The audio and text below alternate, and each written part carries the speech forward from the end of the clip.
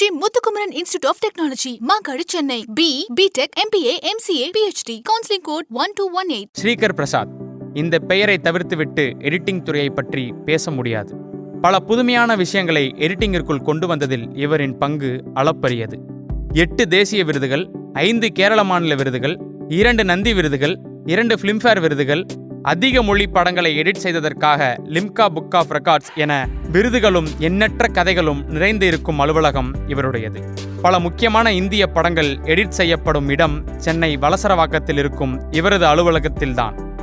எந்த பகட்டும் ஆர்ப்பரிப்பும் இல்லாமல் தன்னை எப்போதும் ஒரு சினிமா ரசிகனாகவே வைத்துக் கொள்ள நினைக்கும் இவரது 30 வருட அனுபவத்தில் 600க்கும் மேற்பட்ட திரைப்படங்களை எடிட் செய்திருக்கிறார். இந்த நேர்காணலில் அவர் பகிர்ந்துள்ள விஷயங்கள் அனைத்தும் அவர் அனுபவத்தின் ஓர் துளி மட்டுமே.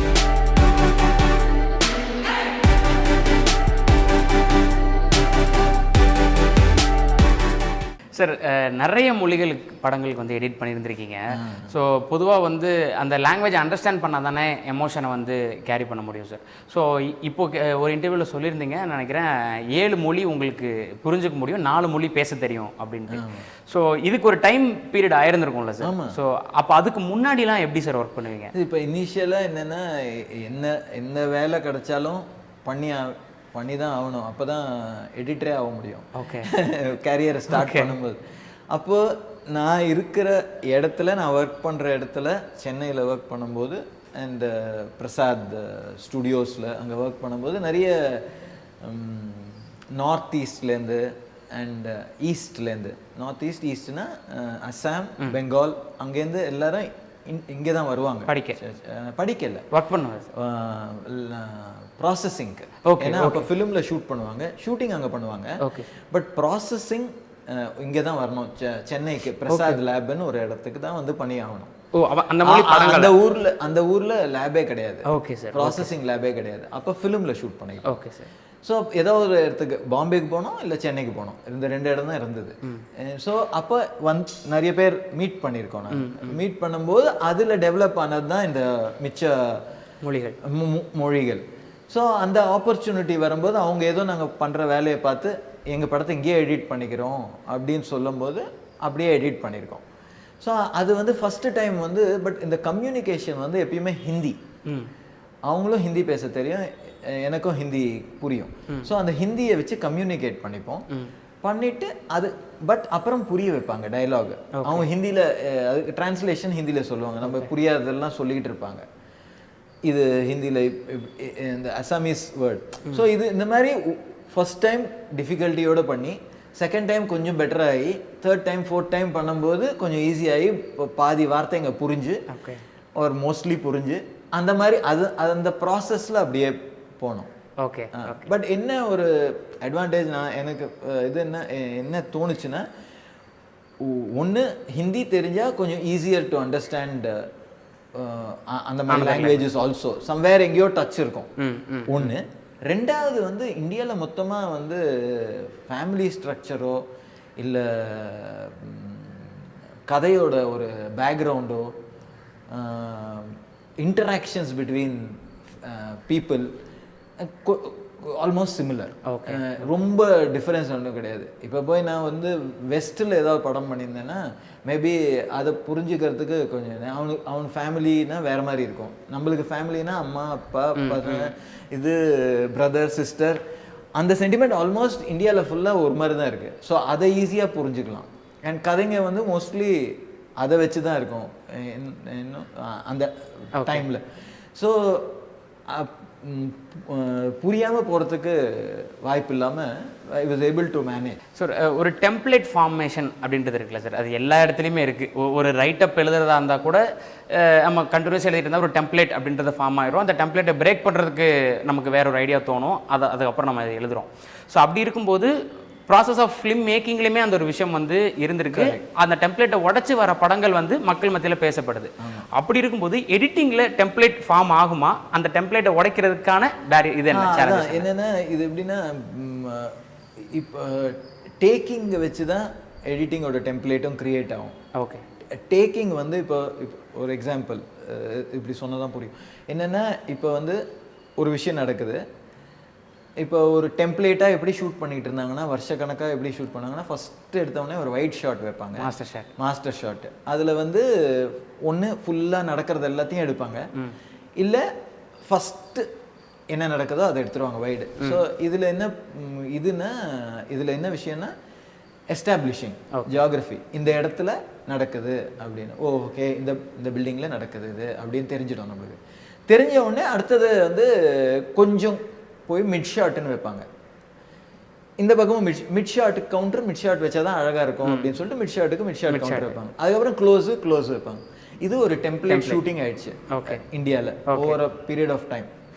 அதை பிரேக் பண்ணி ஏன்னா நான் ஆரம்பிக்கும் போது எனக்கும் அப்படிதான் இருந்தது. ஸோ ஓகே ஃபர்ஸ்ட் இது இருக்கும். கொஞ்சம் வருஷத்துக்கு அப்புறம் வேற ஃபிலிம் மேக்கர்ஸோட ஒர்க் பண்ணும்போது அதை பிரேக் பண்ண யாரோ ஒருத்தர் பிரேக் பண்ணுவாங்க. ஓகே, எனக்கு லக்கியா ஃபர்ஸ்ட் இனிஷியல் படத்துலேயே 1-2 இடத்துல ரொம்ப டிஃப்ரெண்ட்டாக பண்ணாங்க. Okay, so that was a good experience. ஏன்னா அதுக்கு முன்னாடி அசிஸ்டண்ட்டாக ஒர்க் பண்ணும்போது அந்த டெம்ப்ளேட் இதுதான் இருக்கும் அப்படின்னு நினச்சிட்டு இருந்தது.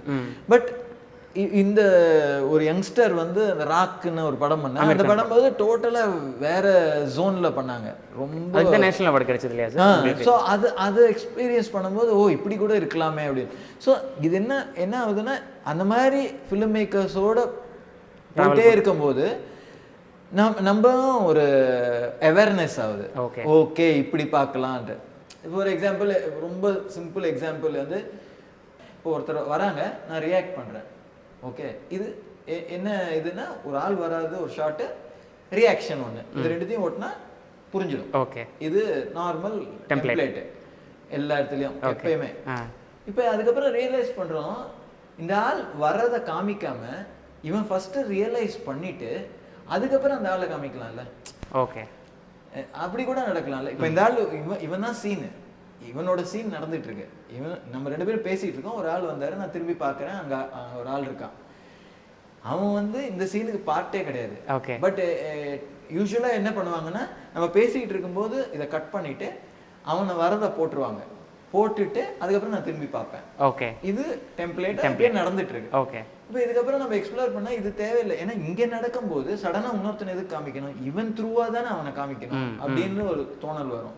அது சினிமால நம்ம டெவலப் பண்ணிக்கிறது. Okay okay. ஸோ நம்ம பேசிட்டு இருக்கும்போது டக்குன்னு ஒரு சவுண்ட் வந்ததுன்னா நம்ம திரும்பி பார்க்கும்போது அந்த ஆளை காமிப்பேன். ஓகே, ஸோ நீங்க பார்க்கும்போது தெரிஞ்சிடும், பார்க்கும்போதே தெரியும் யாரையோ பார்த்துருக்காங்க, யாரை பார்த்தான்னு பார்த்தப்பறம் அந்த ஆளை காமிப்போம். Okay okay. So reaction and delay பண்றோம். ஓகே, பட் என்னன்னா ஒரு ஆர்கானிக்கா இப்படிதான் நடக்கும்.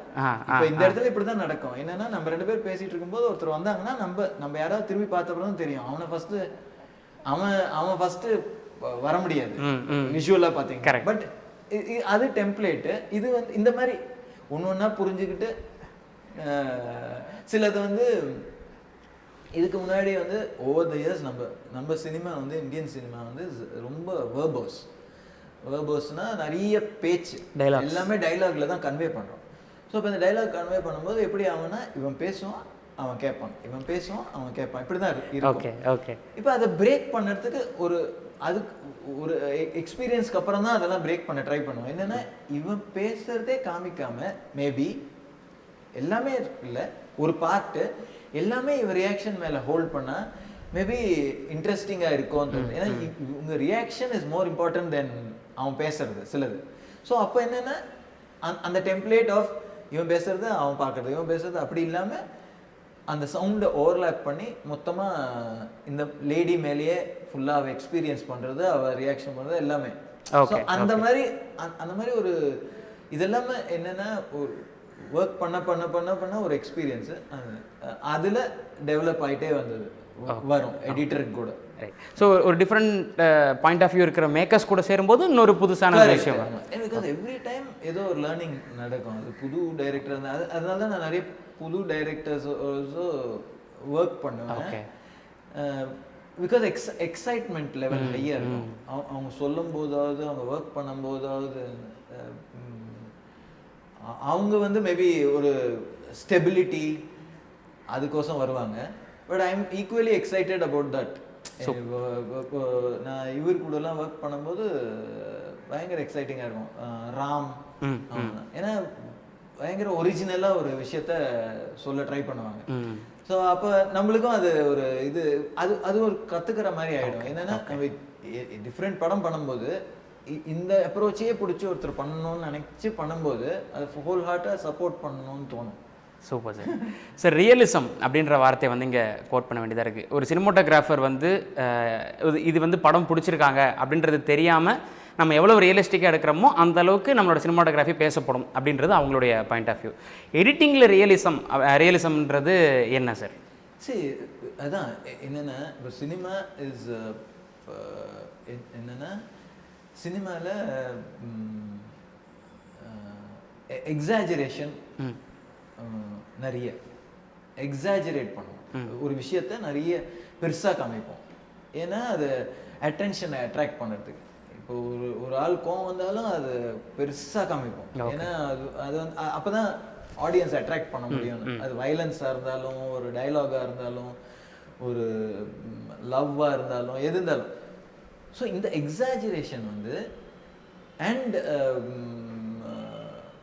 ஒரு இது சொல்லுவாங்க என்னென்னா டேக்கன் ஃபார் கிராண்டட். ஆடியன்ஸை டேக்கன் ஃபார் கிராண்டட். இது எது இருந்தாலும் பரவாயில்ல, பாப்பா பார்த்து தான் ஆவாங்கன்ற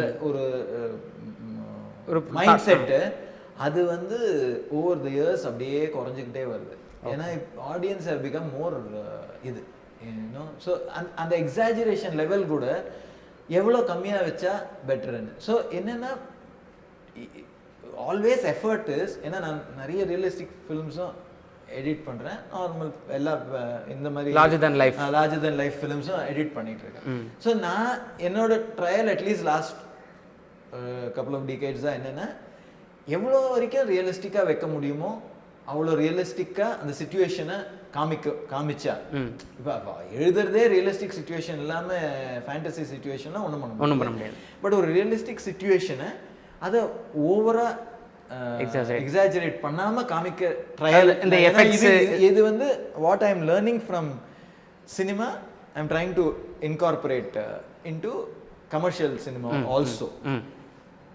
பட் அதுக்கு வந்து எவ்வளோ ஐ மீன் அந்த என்ன சொல்லுவாங்கன்னா ப்ரொபோர்ஷன் ஆஃப் எக்ஸாஜரேஷன் சில இடத்துல தேவைப்படுது. இப்போ இந்த ஓவர் இயர்ஸ் பார்த்தீங்கன்னா என்னாச்சுன்னா ஃபஸ்ட்டு வந்து ரொம்ப ட்ராமேட்டிக்காக இருந்தது. மெலோ ட்ராமா அதிகம் ஒரு 30 வருஷத்துக்கு முன்னாடி. அது ஜனங்க ஏற்றுக்கிட்டாங்க, அதை என்ஜாய் பண்ணாங்க, அதை பார்த்து அழுதாங்க. ஸோ அங்கேருந்து அப்படியே வருது.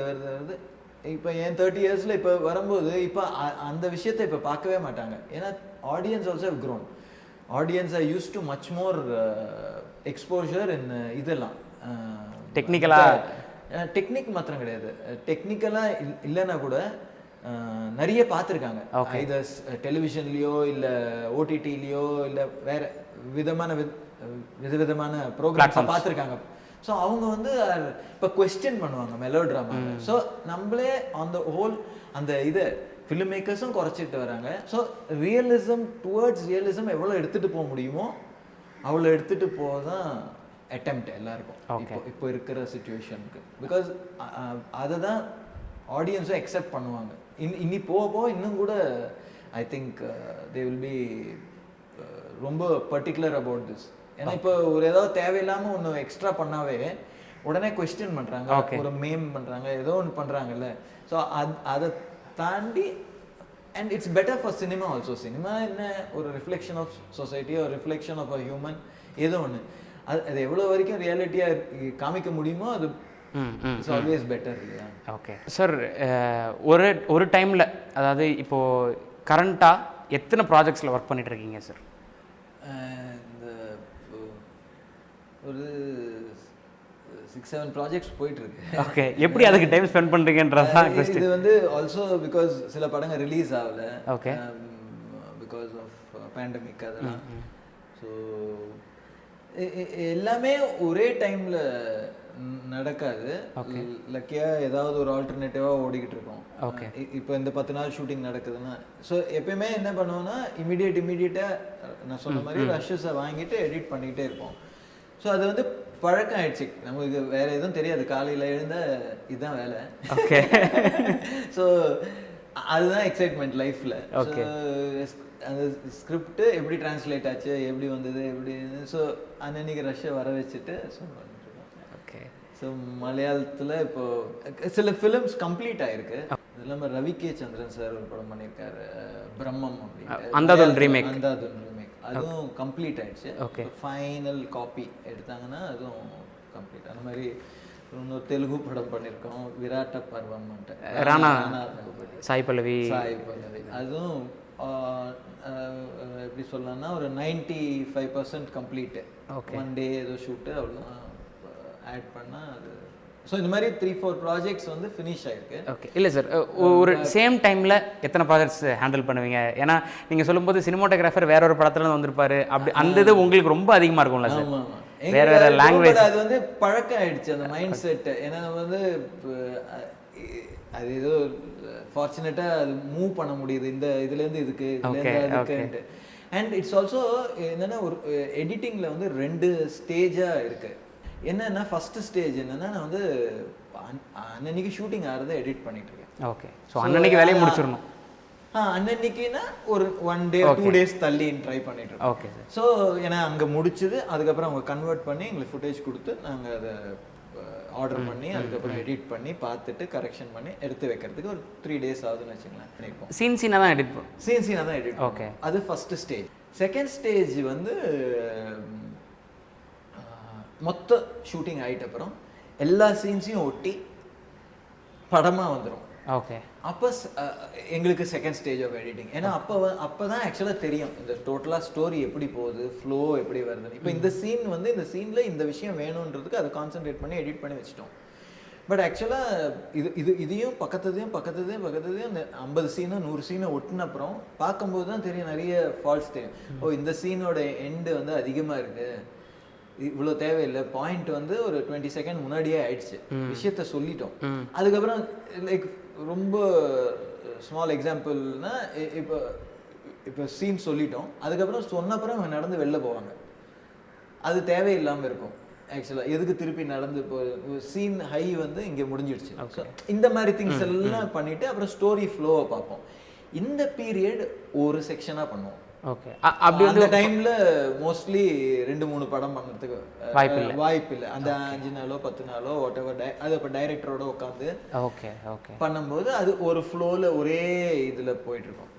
இது எப்படி வரும்னா சிலது வந்து ஸ்கிரிப்ட்ஸ் வில் எக்ஸைட் யூ, சிலது வந்து you work with them for long time. So டோட்டலாக டிஃப்ரெண்ட்டாக இருக்கிற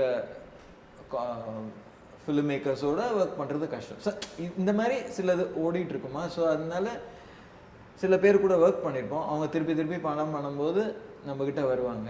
ஸோ நம்ம அது ஸோ அதனால சில வாட்டி அந்த ப்ராஜெக்ட்ஸு அண்ட் இது இந்த மாதிரி அப்படியே அதுக்கு அப்படியே பேலன்ஸ் பண்ணிக்கிட்டு போயிட்டே இருக்கேன் சார். இப்போ it's also it's living also because it's not a very highly paid job. அதுக்கு தான் இந்த volumes of people doing lots of films may happen also. editors பத்தி சொல்றீங்க? editors ஒரு director or artist of course is a different level the money. but ஒரு director or cameraman அந்த இதில் வந்து பர்சன்டேஜ் ரொம்ப கம்மி எடிட்டர்ஸ்க்கு ஃபீஸ்.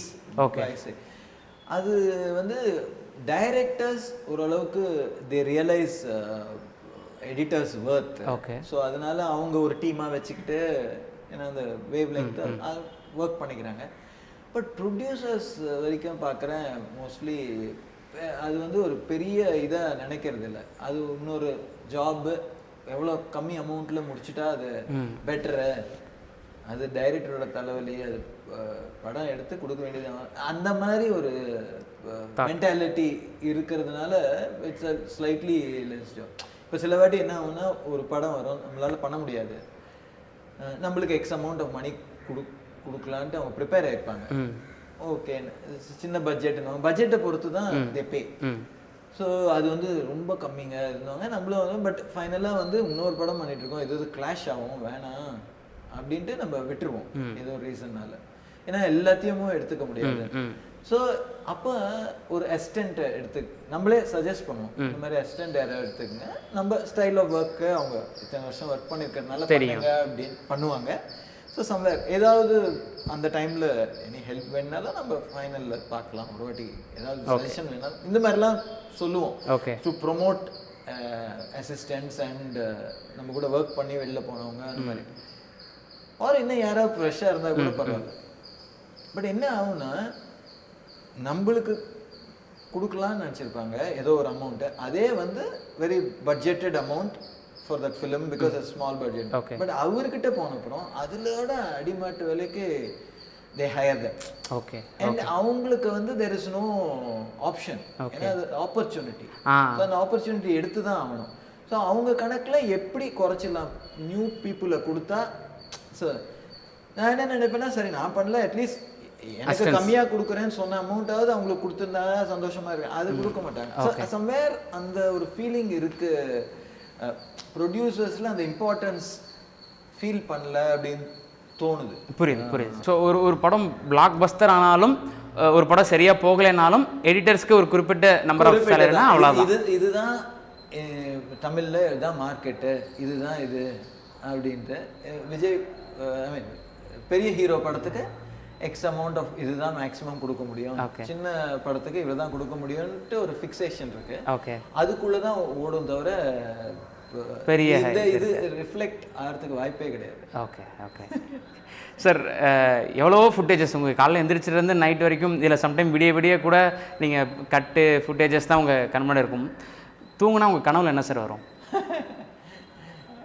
இப்போ என்னென்னா, இதுக்கு முன்னாடி ஒரு வாட்டி இந்த ஃபிலிமில் ஒர்க் பண்ணும்போது அப்படி தான் இருக்கும். என்னென்னா இப்போ ஸ்லீப் ரொம்ப கம்மி.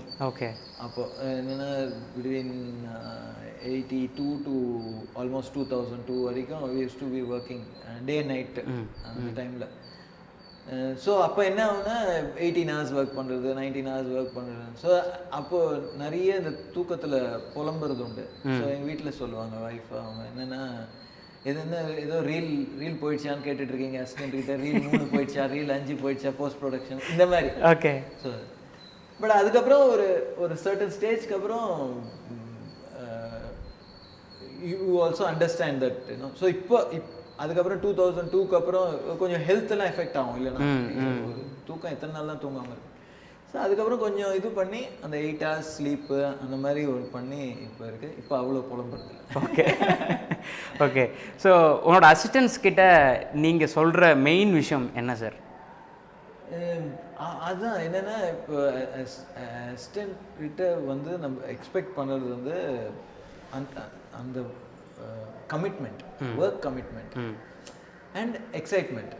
இந்த ஒர்க் ஒன்று அன்றைக்கி பண்ணாங்கன்னா அது 5 hour பண்ணுறாங்களோ, 8 hour பண்ணுறாங்களோ, 10 hour பண்ணுறாங்களோ, என்ன பண்ணாலும் அதை வந்து ஃபுல்லாக என்ஜாய் பண்ணி பண்ணாங்கன்னா output will be good. And இது வந்து ஒரு பேஷன்ஸ் வேண்டிய ஜாப். ஏன்னா there is lot of footage. ஒரு பர்டிகுலர் விஷயம் ஷார்ட்டுக்கு 10 வாட்டி எடுக்கிறாங்க, ஏன்னா இம்ப்ரூவ்மெண்ட் இதில் பெட்டர். ஸோ இப்போ இந்த 10ம் சில டைரக்டர்னா இதுதான் 8வது தான் எனக்கு பிடிக்குதுன்னு சொல்கிறாரு, ஒரு 10வது தான் பிடிக்குது அப்படின்னு. ஏன்னா 10 எடுத்தாங்கன்னாவே 9 பிடிக்கலன்னு தான் 10 எடுத்தாங்க. ஸோ பட் சில டைரக்டர்ஸ் அப்படி இல்லை, ஓப்பனாக விட்டுறாங்க, நீங்கள் பார்த்து டிசைட் பண்ணிக்கோங்க. அதில் ஒரு 4-5 டோட்டலாக வேஸ்ட்டாக இருக்கும், பட் இன்னொரு 4-5 இருக்கும். அந்த 4-5 எது வேணால் யூஸ் பண்ணலாம். ஸோ அந்த ஆப்ஷன் நம்மக்கிட்ட விட்டுரும்போது நம்ம அசிஸ்டன்ஸும் அந்த மாதிரி ஒர்க் பண்ணும்போது இல்லை, அதில் கான்சென்ட்ரேட் பண்ணி அந்த அதை பார்த்து அதுக்கப்புறம் எடிட் பண்ணணும். ஓகே. ஸோ அந்த பேஷன்ஸ் அவங்களுக்கு வேணும். ஓகே, அது ஒன்று வேணும். அண்ட் ஒரு ஃபிலிம் அண்ட் அது ஒரு எக்ஸைட்மெண்ட் இருக்குல்ல, அந்த ஒரு எடிட் பண்ணோம், அதை பார்த்தோம், அதை போய் ஸ்க்ரீனில் பார்க்கும்போது ஒரு எக்ஸைட்மெண்ட் இருக்குது. அந்த எக்ஸைட்மெண்ட் இருந்தால் போகணும். மெக்கானிக்கலாக பண்ணால் இட் won't ஒர்க். ஓகே, ஒரு மாதிரி அதுதான் எக்ஸ்பெக்ட் பண்ணுவோம். Okay sir. ஸோ இப்போ உங்களுடைய ஒர்க்குக்கு வருவோம் சார். நீங்கள் ஃபஸ்ட் என்ன சாஃப்ட்வேர் வரதுக்கு முன்னாடி எப்படி இருந்ததுன்றதெல்லாம் நீங்கள் நிறைய இடங்களில் ஷேர் பண்ணியிருக்கீங்க, உங்களோட யூடியூப் இதுலேயுமே வந்து ஷேர் பண்ணியிருந்திருக்கீங்க. நீங்கள் ஃபஸ்ட்டு யூஸ் பண்ண ஒரு எடிட் டூல் என்ன சார்? நான் ஃபர்ஸ்ட் எடிட் பண்ணது ஸ்டீன்பெக்ன்ட்டு. ஓகே, அது ஒரு எடிட் டேபிள். ஓகே, அது வந்து ஃப்ளாட் பெட்டுன்னுவாங்க. அதில் வந்து ரீலை போடலாம் அண்ட் ஒரு ஸ்க்ரீன் இருக்கும், அந்த ஸ்க்ரீனில் படத்தை பார்க்கலாம். ஸோ அதில் ப்ளே பண்ணி ஃபார்வர்ட் அண்ட் பேக் ப்ளே பண்ணலாம் ரீலை ப்ளே பண்ணி அது என்னென்ன போர்ஷன் வேணுமோ மார்க் பண்ணிப்போம். White pencil, white almost like அ கிரேயான் பென்சில் மாதிரி இருக்கும், அந்த பென்சிலை வச்சு மார்க் பண்ணிப்போம். ஓகே. ஸோ அதை வச்சு எடுத்துகிட்டு போய் டேபிளில் ஸ்ப்ளைசர்னு ஒன்று இருக்கும், அதை வச்சு ஜாயின் பண்ணுவோம். ஸோ இதுதான் ஃபர்ஸ்ட் எக்யூப்மெண்ட் நான் யூஸ் பண்ணுறது. இப்போ நீங்கள் யூஸ் பண்ணிட்டு இருக்க விஷயங்கள்? இப்போ வந்து நான் யூஸ் பண்ணுறது வந்து ஒரு 95க்கு அப்புறம் கம்ப்யூட்டர்ஸில் மாறிடுச்சு. ஏறக்குறைய மேக்கின்டாஷில் பண்ணிகிட்ருக்கோம். என்னென்னா இந்த ஷூட் பண்ண விஷயம்லாம் ஃபிலிமில் ஷூட் பண்ணும்போது கூட வீடியோவாக கன்வெர்ட் பண்ணி கொடுப்பாங்க. அந்த வீடியோவை கம்ப்யூட்டரில் உள்ளே போட்டுருவோம். ஆட் பண்ணால் என்ன ஆகும்னா உங்களுக்கு எந்த விஷுவல் வேணால் எங்கே வேணால் அதுக்கு ஒரு சாஃப்ட்வேர் இருக்குது, ஆவிட்ன்ட்டு சாஃப்ட்வேர் அந்த டைமில் வந்தது. அதுக்கப்புறம் இப்போ பல சாஃப்ட்வேர் இருக்குது. பட் அந்த ஆவிட் சாஃப்ட்வேர் தான் நான் யூஸ் பண்ணிகிட்ருக்கேன். ஏன்னா அது ஃபர்ஸ்ட்லேருந்து அதுதான் பழக்கம். And we have a good relationship with whoever supplying the software. So அந்த ஆவிட் சாஃப்ட்வேரில் நீங்கள் போய் இந்த ஃபுட்டேஜை எடுத்துக்கிட்டு அந்த எடிட்டிங் எப்படி பண்ணோமோ இதுக்கு முன்னாடி வந்து ஃபிசிக்கலாக கட் பண்ணோம். இப்போ அப்படி இல்லை, மவுஸை வச்சு பண்ணிக்கலாம். பட் அட்வான்டேஜ் என்னென்னா எதுவுமே ஃபிசிக்கலாக கட் ஆகாது, கட் ஆன மாதிரி காமிக்கும். ஓகே, அவ்வளோதான். அந்த ஃபுட்டேஜ் உள்ளே தான் இருக்கும். ஸோ நீங்கள் பல வெர்ஷன்ஸ் ட்ரை பண்ணலாம். வெர்ஷன் 1, வெர்ஷன் 2, வெர்ஷன் 3 3 பண்ணி வச்சுக்கலாம். அது ஃபைனலாக டிசைட் பண்ணிக்கலாம் எது ஆக்சுவலாக நம்ம ஃப்ளோவில் கரெக்டாக இருக்குன்னு. சில வாட்டி நம்மளுக்கு 2 நல்லா இருந்ததுன்னா டைரக்டர்கிட்ட 2 அவருக்கு என்ன பிடிக்குதுன்னு காமிக்கிறதுக்கு. ஸோ இந்த மாதிரி வேர்ஷன்ஸ் பண்ணுறதுக்கும் இது பண்ணுறதுக்கும் நிறைய ஆப்ஷன்ஸ் வந்திருக்கு இந்த எக்யூப்மெண்ட்டில். ஒன்று மாத்திரம் என்ன நடந்திருக்குன்னா, இதுக்கு முன்னாடி அந்த டைமில் ஷூட் பண்ணும்போது எடிட்டருக்கு ஒர்க்கு மேனுவல் லேபர் அதிகம், ஃபுட்டேஜஸ் வந்து கம்மி. ஓகே. ஏன்னா ஓரளவுக்கு பிளான் பண்ணி எடுப்பாங்க, இவ்வளோதான் ஷூட் பண்ணணும்னு. ஏன்னா ஃபிலிம்ன்றது காஸ்ட்லி ஐட்டம்னால கம்மியாக ஷூட் பண்ணுவாங்க. ஸோ ஆப்ஷன்ஸ் கம்மியாக இருந்தது. ஓகே.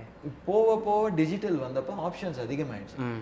அப்போ ஏன்னா டிஜிட்டலில் ஜஸ்ட் ஹார்ட் டிஸ்கில் எவ்வளோ வேணால் ஸ்டோர் பண்ணலாம். ஸோ அதனால என்னென்னா unlimited number of footages shoot பண்ணுவாங்க. இதுக்கு முன்னாடி என்னென்னா இவர் இது பேசினார்னா இதுதான் ஷூட் பண்ணுவோம், கொஞ்சம் ஏதாவது லீடு கொடுப்போம்னு வைப்பாங்க ஒரு 20 வருஷத்துக்கு முன்னாடி. இப்போ இந்த லாஸ்ட் 20 இயர்ஸில் எப்படின்னா ஃபுல் சீனே எல்லா ஆங்கிள்லையும் ஷூட் பண்ணிடலாம், எடிட்டில் பார்த்துக்கலாம் அப்படின்னு. ஸோ நம்மளுக்கு ஒர்க்கிங் ஈஸ் இருக்குது கம்ப்யூட்டர்னால, பட் ஒர்க் அதே அளவுக்கு இன்க்ரீஸ் ஆகிருக்கு. ஏன்னா நிறைய ஃபுட்டேஜஸ் பார்க்க வேண்டியிருக்கு. சார், இந்த எடிட்டில் பார்த்துக்கலாம் அப்படின்ற வார்த்தை வந்து எவ்வளோ ப்ரெஷர் உங்களுக்கு? ஏன்னா மேக்கர்ஸ் அப்படி சொல்லிடுறாங்க, ஃபிலிம் மேக்கர்ஸ்.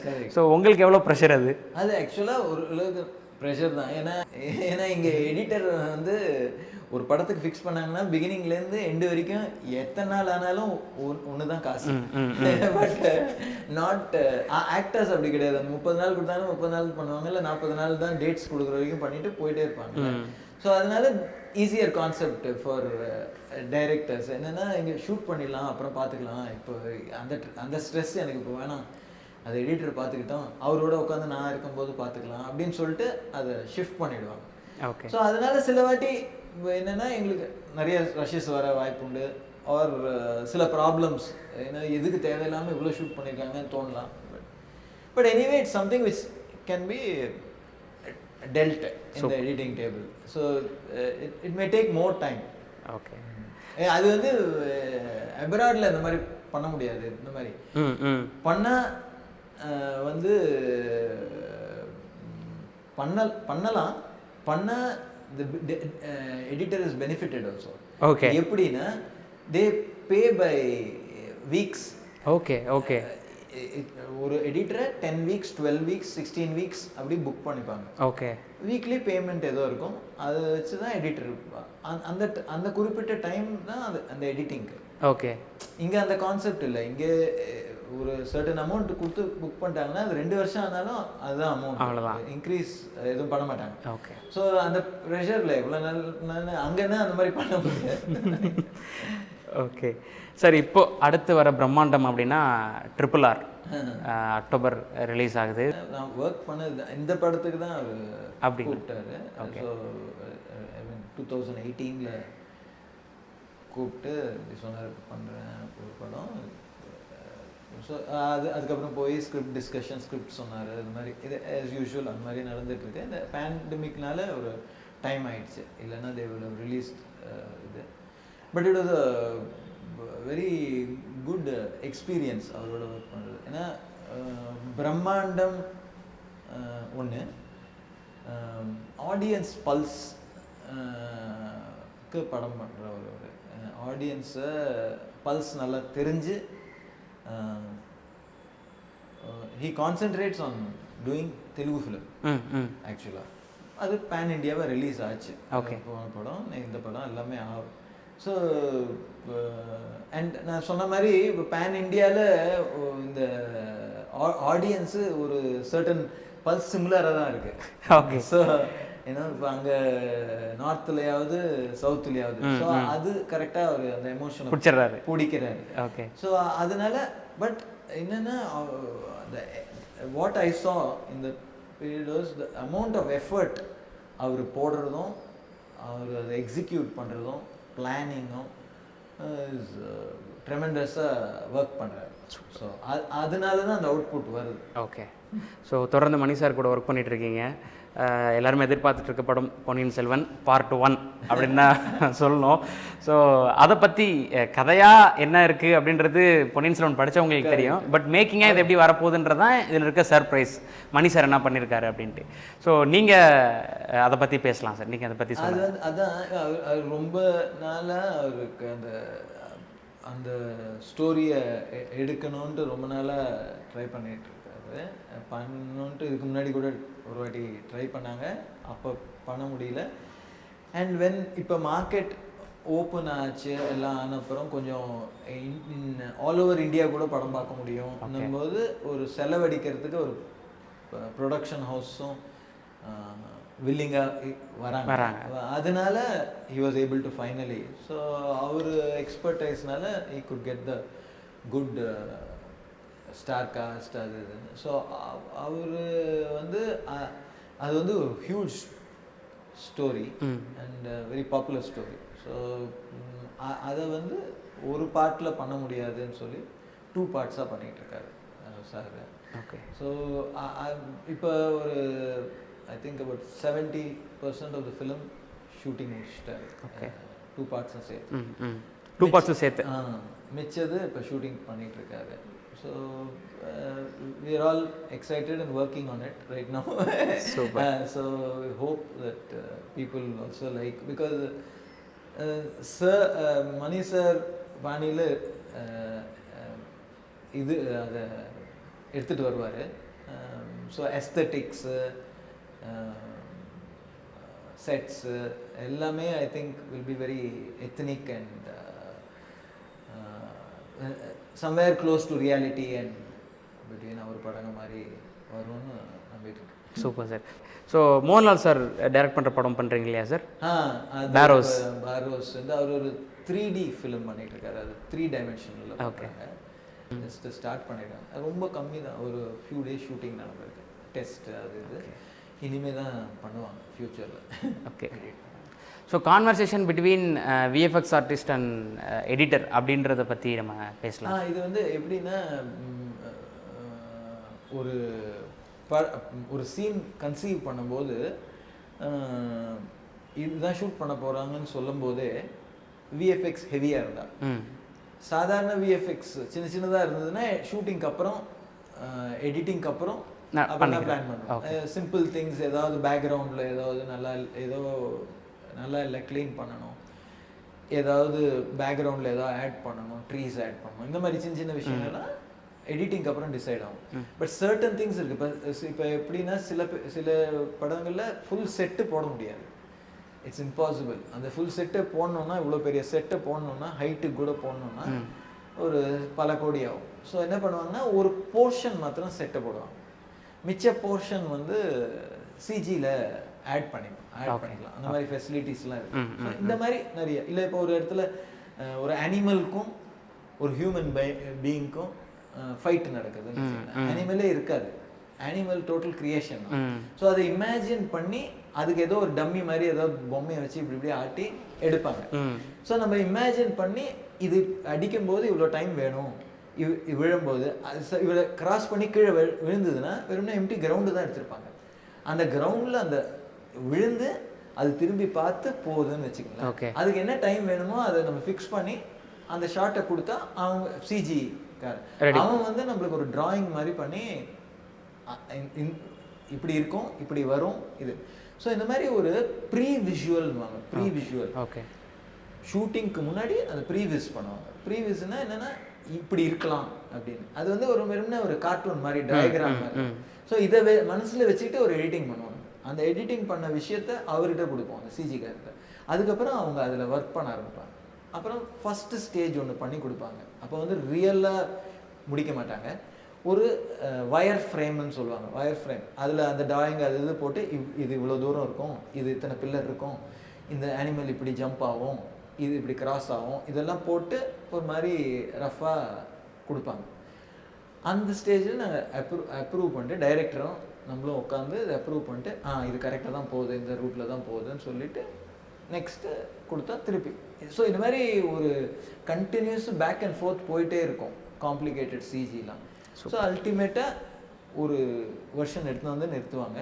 அதுக்கப்புறம் இந்த ஃபைனல் டீட்டெயில்ஸ், ஹேர் இப்படி இருக்கணும், இல்லைன்னா இந்த மாதிரி போயிட்டே இருக்கும் ஃபைனலாக. ஸோ அது அந்த ப்ராசஸ் வந்து ஒரு few months or sometimes 1 year கூட ஆகலாம். ஓகே. சில படத்துக்கு. Okay sir. சார் எக்கச்சக்கமான அவார்ட்ஸ் வாங்கியாச்சு, லிம்கா புக் ஆஃப் ரெக்கார்ட்ஸ் வாங்கியாச்சு, 8 நேஷ்னல் அவார்டு வாங்கியாச்சு. ஸோ இன்னமும் உங்களுடைய விஷன் அண்ட் கோல் எதை நோக்கி இருக்குது? இன்னும் கிட்டத்தட்ட 600 படங்கள்லாம் சாதாரண விஷயம் கிடையாது சார்.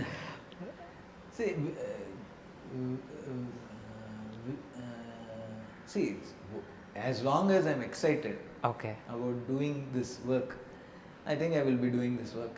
அந்த மாதிரி. So on a everyday, because luckily we have interacted with a pair industry and we have had a good relationship, and I'm doing also Hindi films and இது. ஸோ ஏதோ ஒன்று வந்துகிட்டே இருக்கும் scripts. So something will excite, இந்த கதையை சொன்னால் நல்லா இருக்கும் அப்படின்ட்டு. ஸோ அதை எப்படி சொன்னால் எப்படி, ஸோ அதில் எப்படியோ இன்வால்வ் ஆகிடும். ஸோ இந்த மாதிரி. ஸோ ஸோ அவார்ட்ஸுன்றது வந்து அது ஒரு கோலாக செட் பண்ண முடியாது. அது வந்து ஒரு அது என்ன சொல்ல முடியும்னா ஒரு என்கரேஜ்மெண்ட் மாதிரி. அது சடனாக வரும் எப்பயாவது. அது வந்தபோது இட் வில் கிவ் யூ ஒரு எனர்ஜி, ஒரு excitement that work has been recognised அப்படின்னு சொல்லிட்டு. சூப்பர். பட் இதுக்கு அவார்டு வரும்னு எந்த படத்துக்கும் ப்ரெடிக்ட் பண்ணி எந்த ஒர்க்கும் பண்ணதில்லை இது வரைக்கும். ஏன்னா அது அவார்டுன்றதே ஒரு வருஷத்துக்கு அப்புறம் தான் போகும் வரும். அந்த இதுக்குள்ளேயே நம்ம மூவ் ஆகி வேற வேற படங்கள் ரிலீஸ் வரைக்கும் அந்த டென்ஷனில் இருப்போம். ரிலீஸ் ஆன உடனே இனிஷியலாக கஷ்டமாக இருந்தது. ஏன்னா ரொம்ப இன்வெஸ்ட் பண்ணுறோம் டைம் ஒரு படத்தில். சில படத்துலலாம் 6 மாதம் 1 year அந்த மாதிரிலாம் இன்வெஸ்ட் பண்ணிட்டு கடைசியில் படம் ரிலீஸ் ஆகும்போது சரியாக போகல, இது அந்த மாதிரி ஏதாவது வந்துடுச்சுன்னா ஒரு மாதிரி டிப்ரெஸிங் ஃபீலிங் இருக்கும். கொஞ்ச நாளுக்கு அப்புறம் அதுதான் இந்த புதுசாக சைன் பண்ணுற படம்னால தான் அதுலேருந்து வெளில வர முடியும். ஓகே ஓகே ஈக்குவலைஸ் பண்ணிடுறேன். மூவ் ஆன் வித் லைஃப், வேறு ஒன்றும் பண்ண முடியாது. அது அவ்வளோதான். ஸோ அதுலேருந்து ஏதோ மிஸ்டேக் இருந்தால் தெரிஞ்சுக்கிட்டு நெக்ஸ்ட்டு கரெக்ட் பண்ணிக்க வேண்டியது. Super sir. So thank you so much for your time. So டீட்டெயிலாக டெக்னிக்கலாகவும் சரி, ஒர்க் பேட்டர்ன்லேயும் சரி, இவ்வளோ விஷயங்கள் ஷேர் பண்ணது ரொம்ப ரொம்ப நன்றி சார். ஸோ உங்களில் இருந்து இந்த சீரியஸ் ஆரம்பிக்கலாம் அப்படின்றத நம்ம ஏற்கனவே பேசின மாதிரி தான். So thanks for your support sir. Thanks a lot sir. Thank you. Sri Muthukumaran Institute of Technology, Mankadu, Chennai. Admissions open for BE, BTech, MBA, MCA, ME and PhD. Counseling code 1218.